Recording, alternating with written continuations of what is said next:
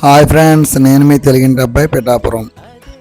ముందుగా అందరికీ ఉగాది శుభాకాంక్షలు. ఈరోజు ఉదయాన్నే లేచి అలా మా చేలోకి వెళ్ళి మనకి ప్రకృతి తల్లి ప్రసాదించిన వరం మరి ఎంతో చక్కగా ఈ వేప పువ్వులు, చక్కటి మామిడికాయలు, మన పల్లెటూరులో మనకి ప్రకృతి ప్రసాదించినటువంటి సహజసిద్ధంగా లభించే ఈ వస్తువులన్నిటితోని కూడా ఈ ఉగాది పచ్చడి చేసుకోవడం మన గోదావరి జిల్లా వారికి ఇది ఒక సంతోషం. మనం ఎంతో అదృష్టవంతులు. పట్టణాల్లో ఎంతోమంది ఈ వేప పువ్వు కానించి ప్రతిదీ కూడా కొనుక్కోవాలి. మనం ఉదయాన్నే లేచి ఇలా చక్కగా మన చేలగట్టు లాంటి తిరిగితే అన్నీ లభిస్తాయి. మనం ఎంతో అదృష్టవంతులు.